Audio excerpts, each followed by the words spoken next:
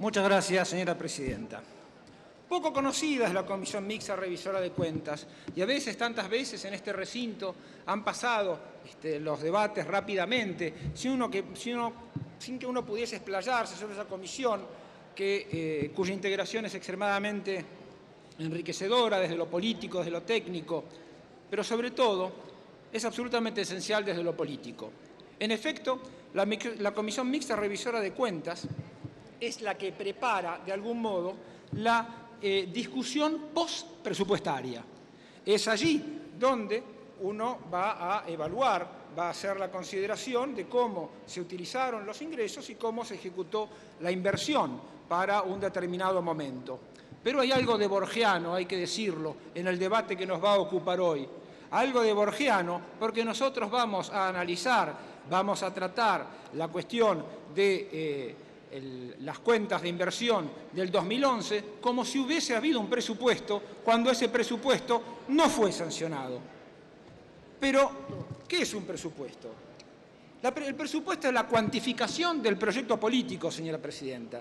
Es la manera de poner en cifras cuantificables, medibles, auditables, lo que significa un proyecto de país, el nuestro, el proyecto nacional.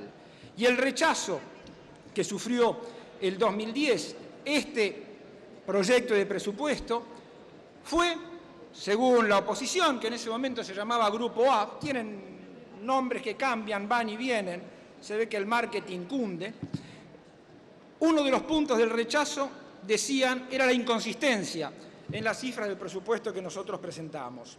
Y aquí quisiera citar a Alfredo Zayat en un artículo escrito en esa época, porque claro, hay que retrotraerse, hay que hacer un poquito de historia, hay que ponerse en el contexto de lo que era ese año, de lo que podía ser la cuestión electoral.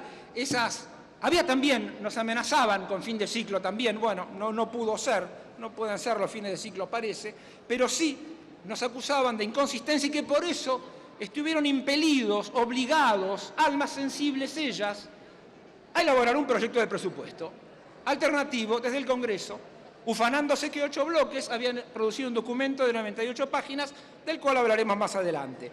Pero el primer punto fue la inconsistencia, y es aquí donde vale la cita de Zayat, cuando en esa época, en ese contexto, decía, comillas, que se considera que las cifras fijadas para inflación, tipo de cambio o crecimiento del PBI es lo que va a suceder. Y cuando se toma esto, dice Zayat, se cae en la lógica engañosa de los economistas de la Citi, que saben qué pasará con precisión numérica. Esto es, evidentemente, una argumentación técnica para, en realidad, rechazar el proyecto político. Y viendo un poco cómo era, qué habíamos puesto nosotros en ese presupuesto tan terrible, tan inconsistente, que los obligó, muy a pesar suyos, a tratar de elaborar otro presupuesto, que comparé las grandes variables macroeconómicas que se nos discutían con opiniones acerca de lo que iba a ser la macroeconomía argentina en ese momento, y esto es lo que encontré. La proyección del Poder Ejecutivo Nacional daba un 4,3%, la tasa de inflación 8,9%, este es el presupuesto que presentamos y que no se aprobó, por lo cual tuvimos que, algunas veces los textos son sabios, repetir el año anterior con todas las modificaciones permitidas por el texto. La proyección del Grupo A, que así se llamaban, ahora se llaman de otra cosa, el marketing cunde. No, pero eso ya lo dije. La proyección del Grupo A daba 6% de crecimiento del producto y 25% de inflación. La proyección del Proyecto Sur, 5,5% de crecimiento del producto, 20% de inflación. Y acá entramos en una parte muy interesante. El Departamento de Asuntos Económicos y Sociales de las Naciones Unidas daba 4,5% de previsión del producto y 10% de inflación. La Economist Intelligence Unit, que siempre hablar en inglés da como un dejo de seriedad, fíjese usted hasta dónde llegan las cosas, daba, que es The Economist, si no me equivoco, una revista insospechada de peronismo, kirchnerismo, camporismo, daba 5,1% de crecimiento del producto y 13,6% de inflación. El Fondo Monetario Internacional, 4% por su parte, 10,6% de inflación. JP Morgan, que no es la JP Morgan, JP Morgan, 5,5% de crecimiento del producto, 11% de inflación. Por lo tanto, todas estas instituciones que no creo que hayamos llegado a tanto todavía como para poder influenciar sus características técnicas, tenían cifras más cercanas con el presupuesto que nosotros presentamos y que ustedes rechazaron. Así que si es por inconsistencia, no habrá que buscarlo de este lado del recinto. Luego, la naturaleza del presupuesto. Son proyecciones indicativas de los objetivos a cumplir. Y la manda constitucional, el artículo 75, inciso 8, la última frase, es la que nos ocupa ahora, aceptar o rechazar la cuenta de inversión 2011. Es decir, estamos dando cumplimiento normal e institucional a lo que fue un procedimiento anómalo de decir, los dejamos sin presupuesto, por primera vez en democracia, pero ahora igual queremos analizarlo. Palo porque presupuestas y palo porque no presupuestas. En ese sentido, aceptar o rechazar es ver si se cumplieron los objetivos, cómo se cumplieron, mucho, poco, nada, o razonablemente, satisfactoriamente. Y podemos decir con algo de orgullo que nuestro dictamen de mayoría da esos objetivos por cumplidos. Los grandes lineamientos del Gobierno Nacional, electo a tal efecto, pues el jefe de gabinete por artículo 100 que manda al Congreso el presupuesto, permite iniciar ese trámite. No es el Parlamento donde se inicia el presupuesto, lo recibe, lo sanciona, lo puede mejorar acorde siempre con el Plan General de Gobierno y el Plan de Inversiones, cosa que no hizo el Grupo A. Ya lo veremos si el tiempo, si Dios me da salud y tiempo. Los objetivos fueron cumplidos satisfactoriamente, tal lo dice el dictamen de la AGN, con la abstención de los 3 auditores radicales. Sostener el crecimiento económico, mantener el crecimiento de la industria y del empleo, fuerte desendeudamiento, inversión en infraestructura, mejoras en salud, seguridad social, avances en la educación. Esos eran los puntos que nosotros queríamos llevar adelante, asignándole 380.416 millones de pesos, con un ejecutado de 468.991.000 millones, una diferencia de 88.575 millones, de 23%, lo cual, si uno lo ve en la serie del 2003 a la fecha, es más que razonable, a nuestro entender, para atender la necesidad del Estado. Veamos un poco qué han dicho sobre este texto que desgraciadamente no fue aprobado. La Contaduría General de la Nación: resulta razonable el cumplimiento de los plazos de entrega y de la documentación de cierre. La Tesorería General de la Nación: se encuentran razonablemente expuestos en la cuenta de inversión del ejercicio fiscal 2011. Refleja razonablemente el cumplimiento de las normas legales y la registración, hablando de contribuciones y remanentes. Obligaciones a cargo del Tesoro: las transferencias efectuadas por el citado servicio se encuentran adecuadamente expuestas. El Ministerio de Industria expone razonablemente la información. Gendarmería expone razonablemente la información. Administración Nacional de Aviación Civil, la ANAC, exponen razonablemente la ejecución presupuestaria. El ANMAT expone razonablemente la ejecución presupuestaria. Las instituciones de la Seguridad Social. Me permito leer las cifras. También la Contaduría General de la Nación expresa una opinión favorable, con salvedades. La Administración Federal de Ingresos Públicos, Estados Contables, presenta razonablemente en todos sus aspectos significativos la información al 31 de diciembre del 2011 de conformidad con las normas emitidas por la Contaduría General de la Nación. Nosotros, los poco institucionales, los que somos así tan espontáneos, tan apasionados, somos los que hacemos y que seguimos todas las cuestiones institucionales, porque es también nuestro modo de hacer política. 380.416.000, el presupuesto no votado, 88.575 más, lo que efectivamente se invirtió en la Argentina ese año, el 23% que mencioné recién, y la incongruencia que auditen un presupuesto que no existe. Y ahí van tan campantes. Algo de borgiano tiene que haber de todo eso. No será una gravedad técnica, pero es inadmisible políticamente. Y eso tiene un costo. Y lo pagaron en el 2011, como quizás vuelva a suceder en el 2015, porque esas son cosas que se hacen con responsabilidad.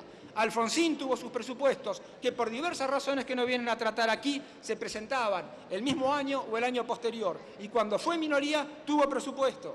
También el Carlos tuvo sus presupuestos y también cuando fue minoría, ahí sí hay que decirlo, la UCR y el FREPASO habilitaron el tratamiento. De la Rúa tuvo presupuestos. Vaya si tuvo presupuesto, y esa cosa magnífica, estupenda, sensacional, que merece figurar en todos los museos del mundo, la ley de déficit cero, que también tiene algo que ver con alguna cosita que veremos. Duhalde, en una situación gravísima, también lo tuvo. Entonces, a todos esos siempre la actitud fue dejarle al Poder Ejecutivo el instrumento de su política, que es el presupuesto como cuantificación de un proyecto, salvo a nosotros, salvo en la época del Grupo A, salvo en el 2010, claro, en el 2011 había elecciones. ¿Qué pasa? ¿Ya se estaban repartiendo cargos, ministerios, misiones? Guiso de liebre antes de cazar la liebre. Caramba, qué coincidencia. Vayamos rápidamente a algunas críticas que se le hicieron al ANSES y lo que el ANSES contestó. El organismo de control contó con toda la información que solicitó. Se abrió totalmente la administración por indicación expresa del director ejecutivo Diego Bocio. Es más, se creó dentro de ANSES una unidad para que sea la articulación con la Auditoría General de la Nación. La integridad de la base de juicios, que es otra de las cosas que se hablaron. La auditoría hizo pruebas de integridad determinando que la base de juicios de ANSES es completa, más completa que la que tiene la justicia, de donde a veces parece que el partido judicial quiere hacer un sistema jubilatorio sin pagar ganancias, quiere hacer un sistema jubilatorio, digo, absolutamente inviable. Tenemos 577.686 juicios en ANSES. ¿Eso es todo? ¿Eso es el stock? Hay 260.000 que siguen, y la buena noticia es que eso va a ir descendiendo, se están resolviendo más juicios, está pagando más juicios que los que entran, pero a veces hay 580.000 juicios en ANSES. No, están confundiendo stock y flujo, cosa que parece que no hay que hacer. No hay que confundir stock y flujo, tampoco hay que endeudarse para pagar gasto corriente. Pero creo que eso se lo hicieron en otra época. Previsión de juicios. La previsión de juicios tuvo una diferencia de 6,89 entre lo previsto por la ANSES y lo que para la AGN debió previsionarse. Tenemos un sistema de tratamiento de todos los juicios, tenemos un sistema de consistencia, validación y posibilidad de sacar estadísticas que se pone también a disposición de la Auditoría General de la Nación. Y una de las razones por las cuales la AGN emite opinión favorable y no se obtiene es que se reducen los márgenes de incertidumbre. Se demuestra que no existe, se ha dicho de paso, discrecionalidad, pero también con todos los sistemas que se ponen en camino, esto redunda en una falta de incertidumbre. Y hay sistemas de registración contable. Les podrá gustar la política de la ANSES, no les podrá gustar, pero la ANSES ha trabajado y trabajó mucho para que se consiguieran esos resultados. Me parece que había muchas críticas al ANSES, creo haber respondido por lo menos algunas. También se critican las subvenciones. Bueno, si se critican las subvenciones, a mí me parece bien que se critiquen. Me parecería más lógico que además de criticarlas, digan cómo las van a sacar y cuánto va a valer, por ejemplo, el transporte o cuánto va a valer el servicio público. Habida cuenta que muchas veces las subvenciones funcionan como salario indirecto, pero también bajaron salarios, vamos, no hay nada nuevo en todo eso. Tomo la taquigráfica del Senado para referirme a algunas cuestiones que el senador Morales criticaba en la sesión, que se presupuestaron para 254 escuelas y que se hicieron solo 139. Está mal, se tendrían que haber hecho las 254. De 29.900 viviendas, se hicieron solo 24.000. También hay que adelantar el esfuerzo, hay que ser más eficaces desde el punto de vista del gobierno. De las 1.250 viviendas que se prevían en las villas de emergencia, apenas 600. Pero fíjense, 139 escuelas, 24.000 de 29.000 viviendas, 600 de 1.200. ¿Cuántas escuelas se hicieron durante el gobierno de la Alianza? ¿Cuántas viviendas se hicieron? ¿Cuántas villas de emergencia se trabajaron? Y con respecto a la crítica en los sistemas ferroviarios, los hemos nacionalizado. Perdón, me olvidaba, con respecto a la vivienda y esas cosas medio baladíes que sirven para que la gente viva, o las escuelas, también baladíes ellas, que sirven para que la gente aprenda, en 10 años llevamos 2.877 escuelas nuevas, de las cuales 1.887 están terminadas, 990 en proceso, 880.000 alumnos beneficiados. Y después nos vienen a decir esto aquí, este detalle, muchachos. Está bien ser formalista, la crítica es correcta, pero veamos un poquito la política en conjunto. Y en viviendas. Eso me gustaría que me aplaudan. Gracias. Y en viviendas. Fallamos en las viviendas. Tendrían que haber estado las 27.000. Solo hay 160.000 viviendas construidas en construcción gracias al Procrear. Así que me parece que todas estas cuestiones que se están discutiendo están siendo superadas por la propia realidad, porque si bien no tuvimos presupuesto, el presupuesto las acciones de gobierno se pudieron, digo bien, las acciones de gobierno se pudieron ejecutar, se pudo continuar con el proyecto nacional y seguir adelante con lo que nosotros estamos haciendo desde el 25 de mayo del 2003. Luego también, por una cuestión, y ya que quedan 5 minutos, por una cuestión que uno sabe que presentar la cuenta de inversión suele ser una cuestión, algo engorroso, por eso lo metí a Borges, la próxima vez voy a elegir a Cortázar, me puse a leer el dictamen de minoría. Me puse a leer el dictamen de minoría porque es importante. Hay un dictamen de mayoría, que es el nuestro, del cual estamos muy contentos, orgullosos, satisfechos y que vamos a aprobar, vamos a someter a la votación, y está el dictamen de minoría. Y pensé un poco en Shakespeare, dado que me gusta hacer las citas cultas, porque la cultura, ustedes saben, es como la mermelada, cuanto menos se tiene, más se pone en la tostada. Por lo tanto, ahí lo que encontré fue más bien que iba a ser una cuestión como Polonio, que le dice a Hamlet que está leyendo un libro. ¿Qué estás leyendo, Hamlet? Un libro. ¿Y qué hay en ese libro? Palabras, palabras, palabras, le contesta Hamlet. Pero leyendo eso me di cuenta que me equivoqué. Me equivoqué porque pasamos al ser o no ser en algunas partes.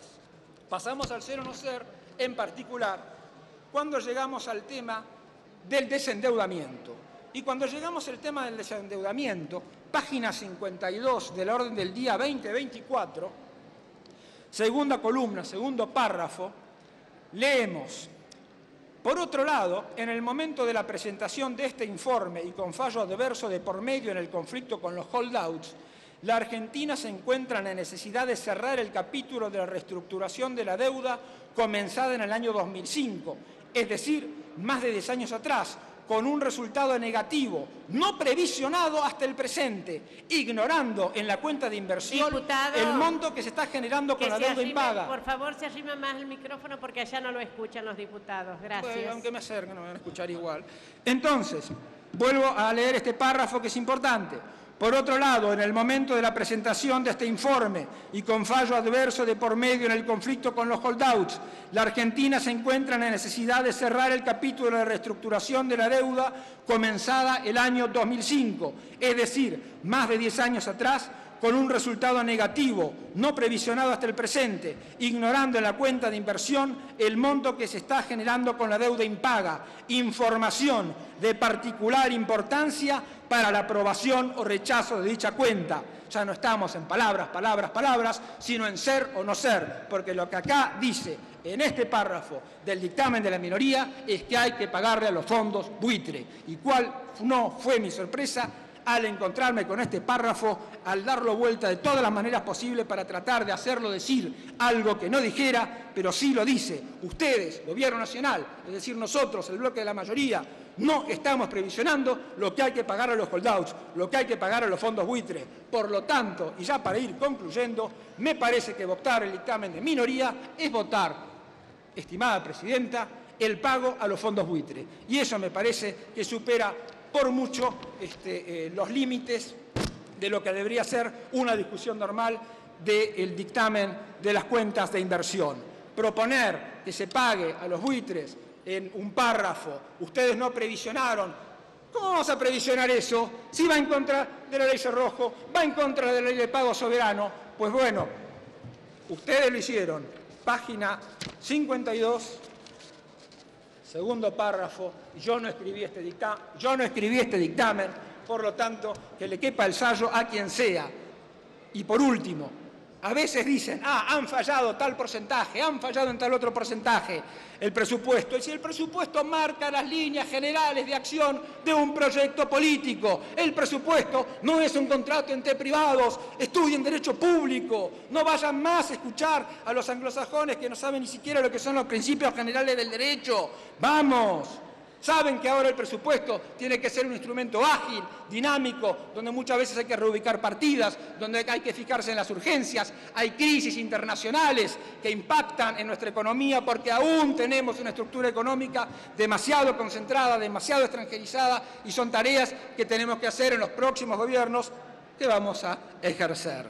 Por lo tanto, y quedaban muchas cosas para hacer, quedaba para recordar el cierre de Rossi, quedaba en esa noche, quedaba para recordar que no aprobaron el presupuesto, que ahora quieren venir como si se hubiera habido aprobado un presupuesto, entonces hagamos todo como si era una gran fiesta de apariencias.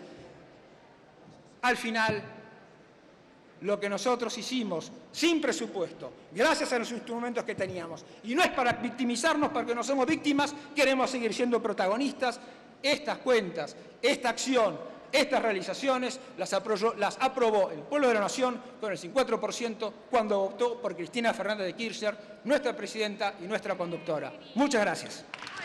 Muchas gracias, diputado.